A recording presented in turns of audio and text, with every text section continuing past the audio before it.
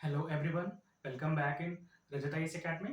और ये हमारा लेक्चर नंबर 10 है।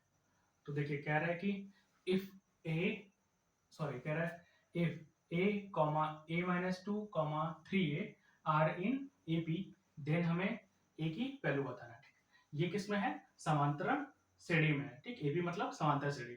तो ए comma A minus two comma three ए क्या है? समांतर श्रेणी में है। तो ये मान लीजिए पहला पद, ये दूसरा पद और ये तीसरा पद है, और हमें ए की वैल्यू निकालना है। ठीक, तो कैसे निकालेंगे? देखिए हमको पता है कि दूसरे पद में से पहले पद को घटाएंगे तो हमें क्या मिलेगा? डिफरेंस मिलेगा। उसी तरीके से तीसरे पद में से दूसरे पद को घटाएंगे तो हमें जो डिफरेंस मिलेगा ना, दोनों वैल्यू सेम रहेगी। ठीक, तो हम क्या करेंगे? दूसरे पद में से पहले पद को घटाइए तो डी हमें मिलेगा। तो a माइनस टू माइनस ए। ठीक, और एक और डी और निकाल लीजिए, इसमें से इसको घटाइए, क्या? 3a minus two. ठीक, अब ये वैल्यू और ये वैल्यू क्या हो जाएगा? बराबर होगा, क्योंकि दोनों का डिफरेंस क्या होता है? सेम होता है। तो हम क्या करेंगे? यहाँ कंपेयर करवा देंगे। तो इसमें देखिए माइनस ए और प्लस ए तो कट जाएगा, तो आएगा क्या? Minus two. और इसमें क्या है हमारा? इसको भी हम क्या करेंगे? बराबर कर लेंगे। तो 3a माइनस माइनस से गुणा करेंगे, क्या आ जाएगा? माइनस ए और प्लस टू। ठीक, माइनस ए को इस साइड कर लीजिए और टू को उस साइड कर दीजिए, तो क्या आ जाएगा? a बराबर 3a और एक सेकेंड, देखिए माइनस टू, 3a में से a घटाई कितना आएगा? 2a plus two. अब प्लस टू को इस साइड ले आइए तो क्या आ जाएगा? माइनस टू बराबर सॉरी 2a बराबर हो जाएगा, 2a बराबर हो जाएगा माइनस टू को प्लस टू को इस साइड ले आइए, क्या आ जाएगा? माइनस टू कितना आ गया? Minus four. ठीक, माइनस फोर आ गया, तो a बराबर क्या आ जाएगा? a बराबर आ जाएगा माइनस फोर अपॉन टू। तो a बराबर आ जाएगा माइनस टू। ठीक है, ये हमारी वैल्यू आ जाएगी। ठीक, फिर से देखिए, ये हमारा किस में है? समांतर श्रेणी में है। तो अगर हम दूसरे पद में से पहले पद को माइनस करेंगे तो क्या आएगा? डिफरेंस आएगा। तो दूसरा पद क्या है? a माइनस टू, माइनस क्या किए? a किए। ठीक, और फिर तीसरे पद में से दूसरे को घटाएंगे तो भी हमारा डिफरेंस आएगा। तीसरा पद क्या है? 3a, माइनस क्या करेंगे? दूसरा पद a माइनस टू। ठीक, अब ये minus a plus a cut गया, बचा क्या? Minus two. तो हमने यहाँ एक साइड माइनस टू कर दिया, तो बराबर लगा दिया, क्योंकि दोनों d की वैल्यू क्या होगी? बराबर होगी। बराबर, इसको हमने यहाँ लिख दिया। तो 3a माइनस से गुणा कराएंगे, एक में माइनस आ जाएगा, और माइनस और माइनस प्लस, प्लस टू आ गया। सॉरी, उसके बाद 3a माइनस से कितना हो जाएगा? 2a हो जाएगा, और प्लस टू। अब 2a को हम यही रहने देंगे, माइनस टू को इस साइड लाएंगे, तो क्या हो जाएगा? Minus two. ठीक, तो माइनस फोर आ जाएगा, और दो से भाग किए कितना आया? a बराबर माइनस टू। दैट मीन्स कि हमारा जो a की वैल्यू आएगी वो माइनस टू आएगा। तो बी ऑप्शन हमारा सही है। ठीक, तो देखिए अभी तक हम लोगों ने लेक्चर 1 से लेकर के लेक्चर 9 तक जितने भी क्वेश्चन किए हैं वो सभी क्या थे? एपी के थे, मतलब समांतर श्रेणी के थे। ठीक, और ये चैप्टर जो है वो क्या है? दो टॉपिक से मिलकर बना हुआ है, एक समांतर श्रेणी, दूसरा गुणोत्तर श्रेणी। ठीक है, समांतर श्रेणी में जो डिफरेंस होता है वो सेम होता है, और गुणोत्तर श्रेणी में क्या होता है? कॉमन रेशियो सेम होता है। जैसे 5, 10, 15, 20। ठीक, हम ऐसे इसमें किसका गुणा है? एक सेकेंड जैसे 5 गुणे 10, 20, 40, 80, 160। अब ये क्या है? गुणोत्तर श्रेणी है, क्योंकि इनमें डिफरेंस कितना है? दो का डिफरेंस है।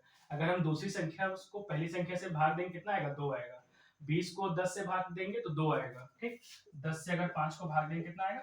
दो आएगा। ऐसे ही 20 को अगर 10 से भाग देंगे कितना आएगा? दो आएगा।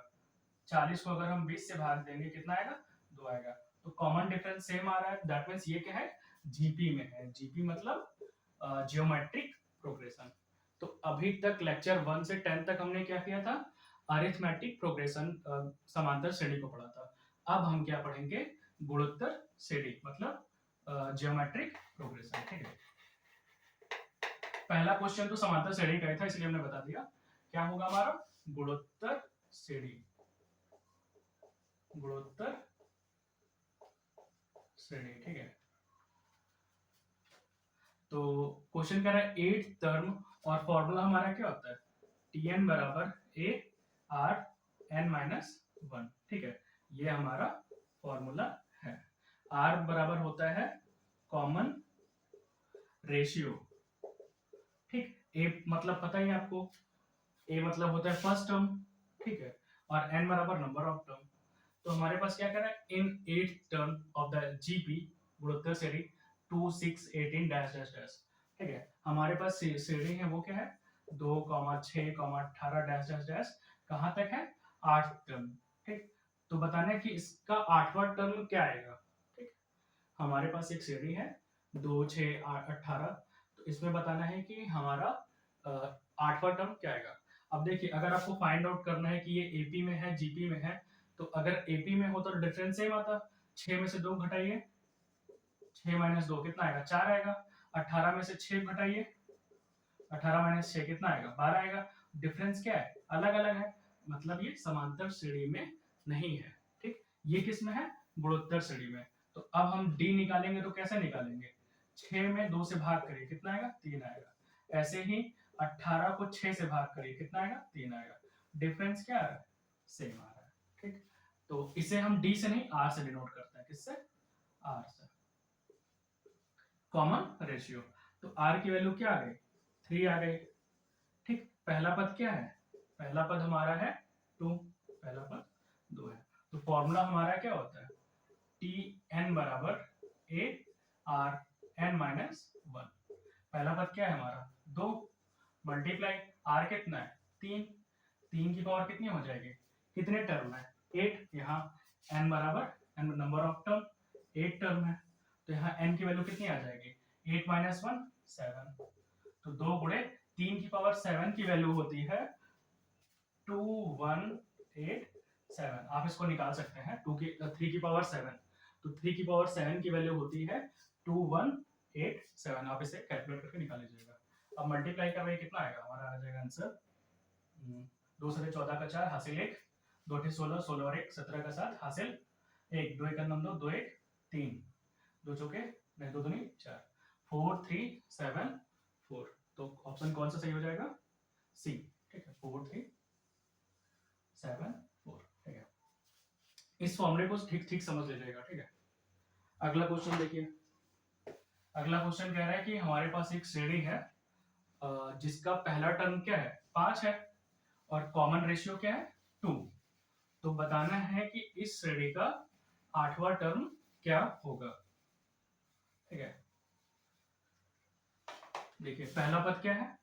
5, और कॉमन रेशियो क्या है? 2। मतलब कॉमन रेशियो का मतलब कि डिफरेंस कितना है? 2 का। तो अगर हम इसमें 2 से गुणा करेंगे तो हमें दूसरी वैल्यू मिल जाएगी, 2 से गुणा करेंगे तो तीसरी वैल्यू मिल जाएगी, 2 से गुणा करेंगे चौथी, ठीक। फिर पांचवी, छठवीं, ठीक है। फिर 2 से गुणा करिए, 360, 320, 640, 1 2 3 4 5 6 7 8। देखिए, 8वां टर्म पूछ रहा था, पहला, दूसरा, तीसरा, चौथा, पांचवा, छठवां, सातवां, 8वां। आंसर हमारा क्या आ जाएगा? 640। ये तो हमने डायरेक्ट निकाल दिया। अब हम क्या करेंगे? फॉर्मूले के हिसाब से निकालेंगे। अब देखिए, कॉमन रेशियो कैसे निकालता है? दूसरे पद में से पहले पद को भाग दीजिए, कितना आएगा? 2 आएगा। देखिए, 20 को 10 से भाग दीजिए, कितना आएगा? 2 आएगा। 40 को 20 से भाग दीजिए, 2 आएगा। दैट मीन्स कि जो हमारा कॉमन रेशियो है वो कितना है?